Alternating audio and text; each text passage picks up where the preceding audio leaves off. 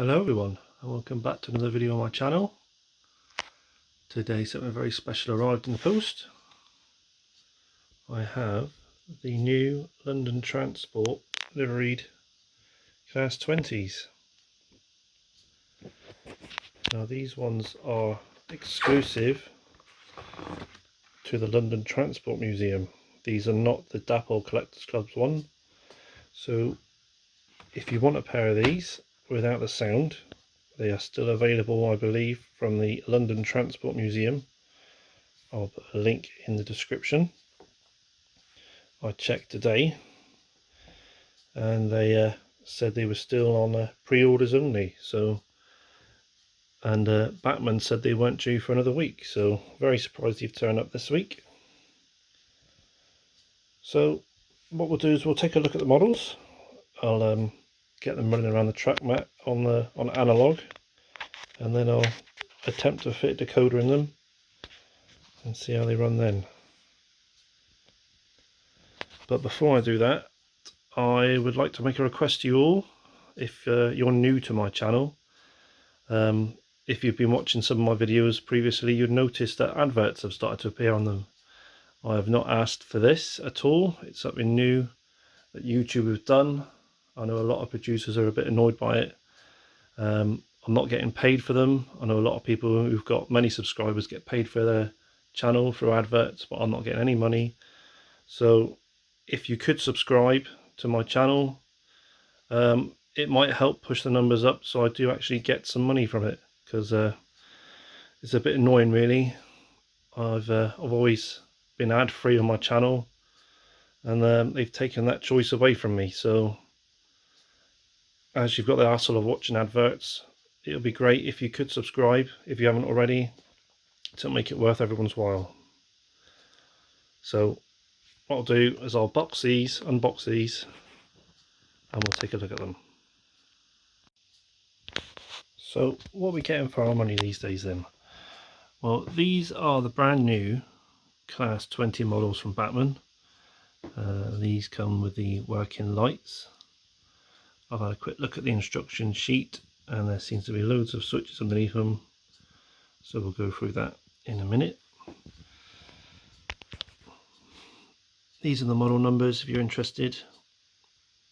So we've got 20227 Sherlock Holmes and 20142 Sir John Bachmann. So each model, we've got a set of plates, etch plates. There's the other set there. And we get a bag of things to clip on: snow plows, air pipes. What is that there? Big hook. Is that coupling hook? Dummy coupling hook. I don't know. I don't really want to open the bag because I'll get bits everywhere. So you get the same for the other one.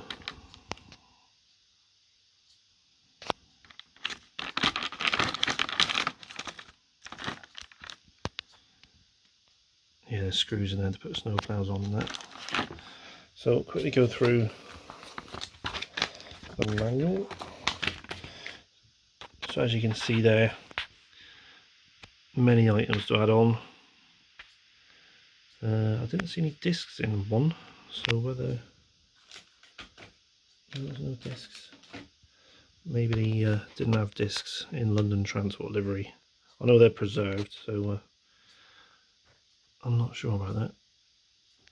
But yeah, plenty of pipes to put on, plows if you want to put plows on. There's a diagram for the other end of the loco.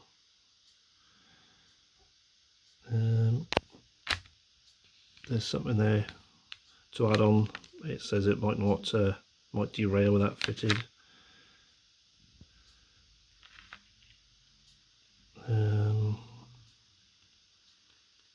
There's sandpipes to fit to bogies if you fancy that. Talking about lubrication. So there's the switches.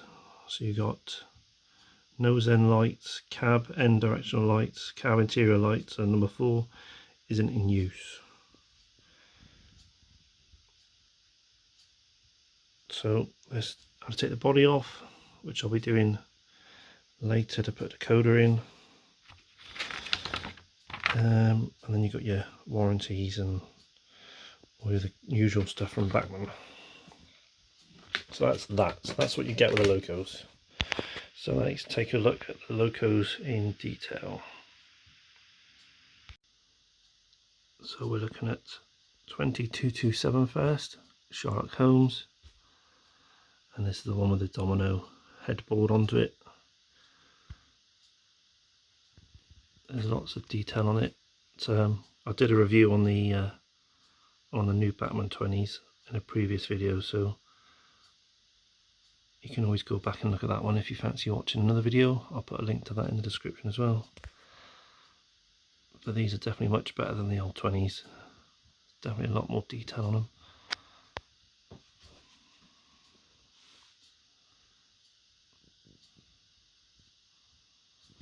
We've got a fan and a grill. I don't know whether that'll spin round in operation. We'll find that out in a minute. I'll just bring that one to the front. Oh, there we go.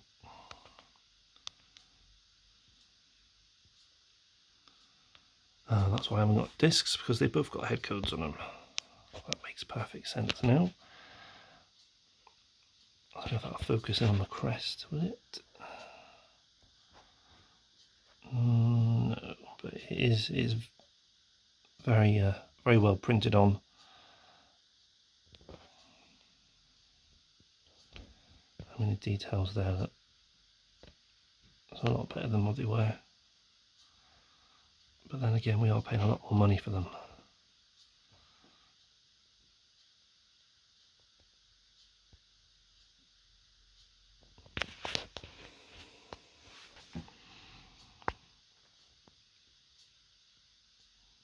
I'll turn this one around.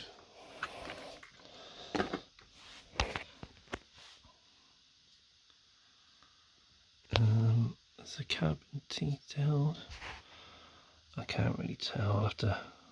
Oh yes, there you are. Cab interior picked out nicely.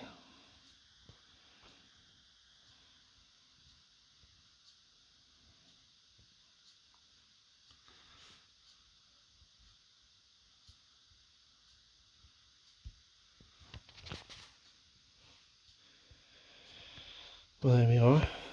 So I'll get them on the track, the pair of them, and see how well they run together as a pair on the on analog.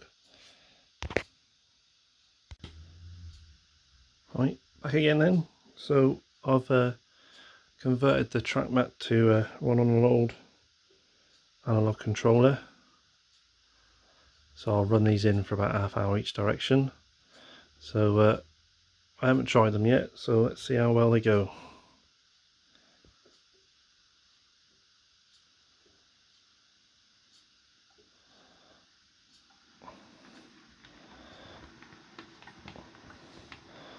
Well, one's definitely faster than the other one, but we'll see if running in improves that.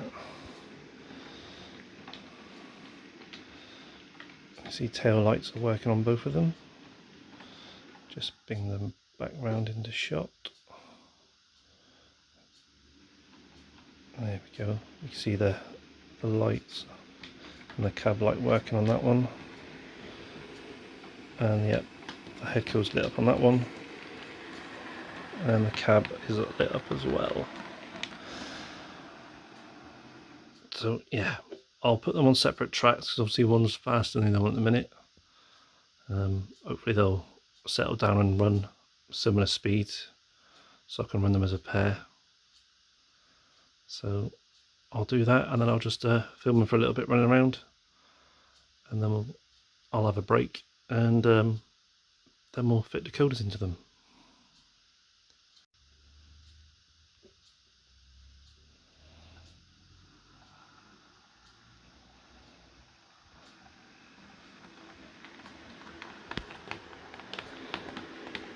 So fairly smooth, quiet runners straight out of the box, so that's pretty good. I'm happy with that. So I'll let them run around now for a bit.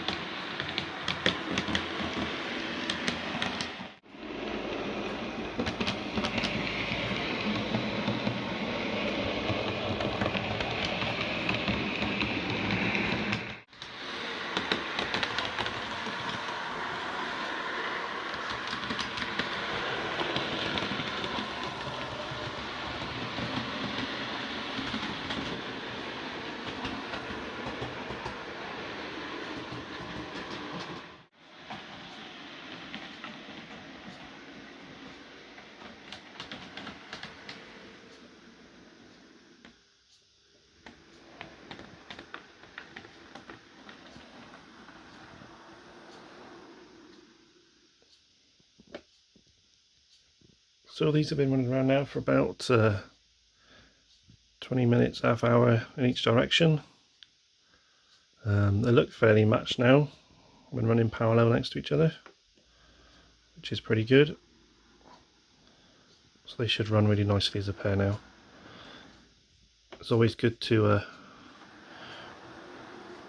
run your new purchases on analog first before you fit decoders. Make sure they're all running nicely, iron out any problems, any tight running. Obviously if you've got a DCC fitted one, you just run it as is. So now we're going to open these up and fit the Plux 22 decoders. So here we go, we've got one ready to take apart. These are the Plux 22 DCC decoders from Bachmann. This is what you've got to fit. You haven't got much choice in the matter regarding the new Bachmann range with their Plux range of decoders and locos. So we should have looked at this a bit earlier. So there's two screws and then the body should simply lift off, and then we can exchange the blanking plate for a decoder. So let's see how easy this is going to be. Right, we've got two screws, as I said before. Underneath there's one, that end, and there's the other one under the coupling. I don't think I'm going to remove the couplings. I'll just turn the bogies over and take the screws out. Well, the screws came out easy enough. So hopefully now, just like that, the body comes off. I wasn't quite prepared for that. I thought it'd be tighter than that. But there you go. So that's that. Is that a speaker ready fitted to it? I'm not sure. I'm guessing that's where a Sugar Cube speaker would go if you wanted to fit one. And there's the blanking plate. So that should just simply pull out. It's a bit tight. Okay, there you go, he's out. And then that one plugs straight back in. Just like that. Right, before we screw the body on, I'll check the decoder works correctly, and I'll do the other one off camera, and then we'll check they run, and I'll fix the bodies back on permanently, and then we'll go through the functions of the decoder and see the lighting, how the lighting works. Both decoders are now fitted. As you can see, I've got the lights on, tail lights are on that end, and the headlights are on that end. So let's go through the lighting functions and see if they work. So function 1 should be nose lights off, which it is, so that's good. Number 2 is brake, so I'll have to test that out. Number 3 is cab lights off. Yep, and then number 4 is cab lights on.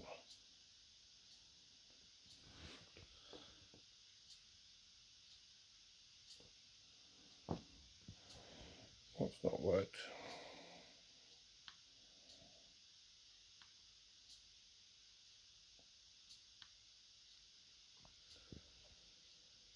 On number 4, number 4 is not in use. Look, I beg your pardon. Number 5, cab lights. That's better. So number 5 is cab lights. So if I change direction, the lights are on there. So number 3 will turn them off and on, and then other end will be 1 off and on.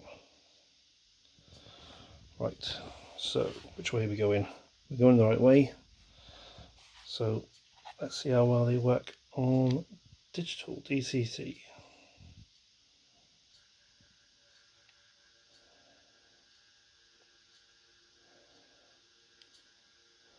It's a very smooth, fairly quiet crawl, so that's very good.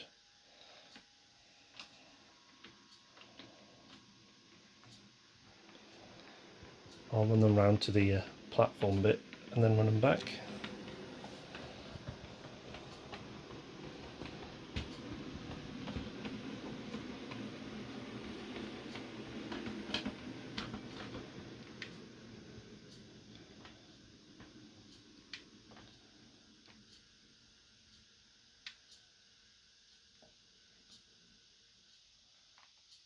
Back this way.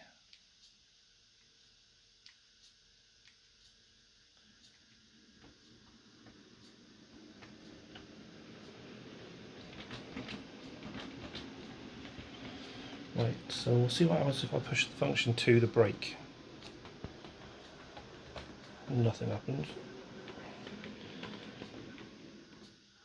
So if I take the power off, there's no inertia, they just stop dead. So let's fire up a bit more.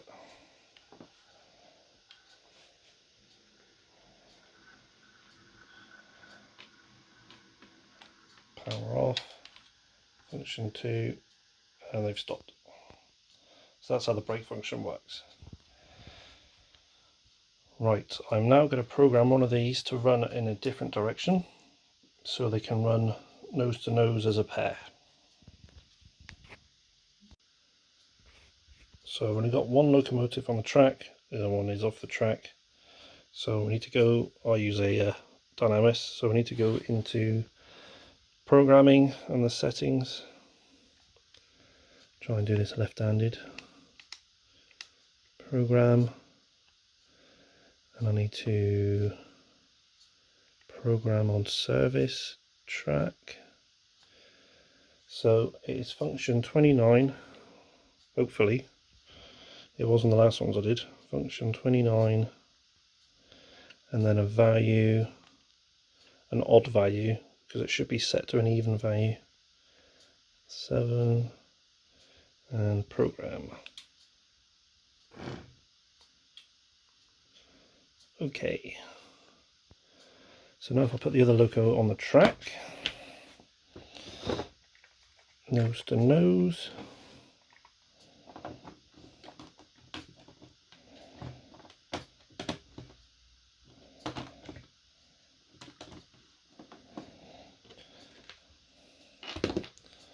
move the instructions out of the way.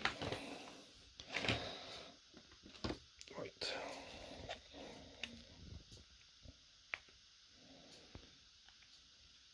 Turn the lights back on.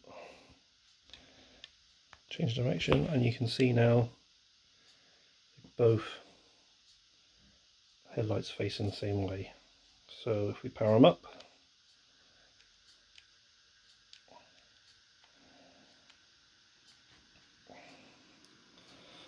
I haven't coupled them yet, I was just making sure it would work. So I'm happy with that. Power off, function 2, brake, that's pretty good. Back the other way.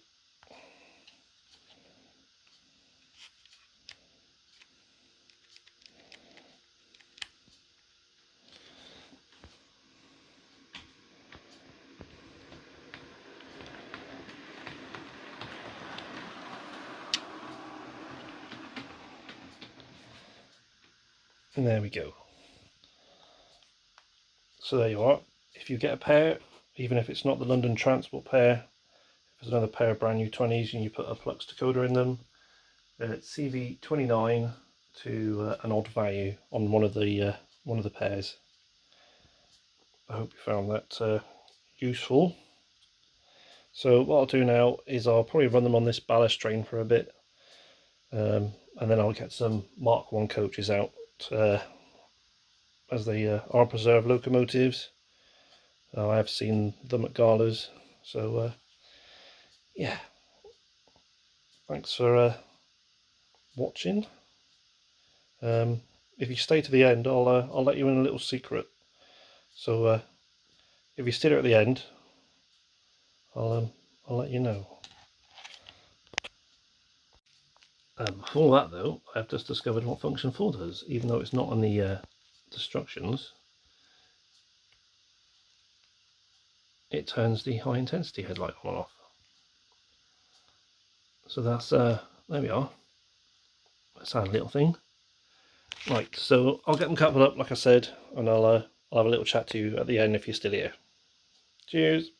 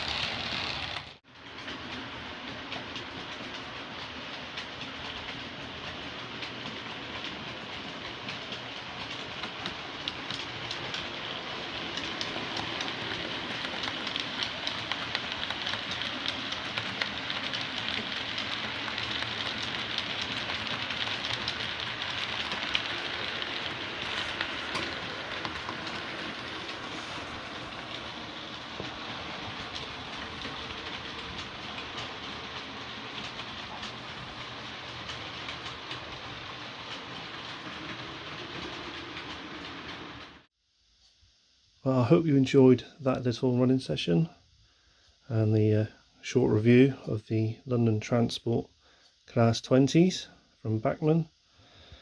I believe, well, I know Bachmann have sold out of the sound ones, but as far as I'm aware, looking on the London Transport Museum shop, these are still available at £179.95 each. Not cheap, but they are, I think they're very nice models. It's the first time I've had a new model where something hasn't even fallen off or it's been broken or a poor runner. These have been brilliant straight out of the box, so very happy with these. So the little secret, if you go onto the London Transport Museum website and you are a new customer to their website, you'll have a little pop-up box and it says register now for 10% off all online purchases. So if you are a new customer, a new online customer to the London Transport Museum, and you register with them, you will get 10% off of these, which is a total saving if you buy the pair of £36. So there you are. If you do want some, please register on their website. You'll probably get lots of other gumph from them via email, but you can always put that in your spam folder after. But to save yourself £36 on a pair of Class 20s, I think it was worth saving till the end, to let you know. And as a thank you to watching, and if you're not a subscriber, please do subscribe to try and help me make these adverts worthwhile, because I find them really annoying. But anyway, positive note, great model, very happy with these, brilliant purchase, and I'll catch you all next time. Bye for now.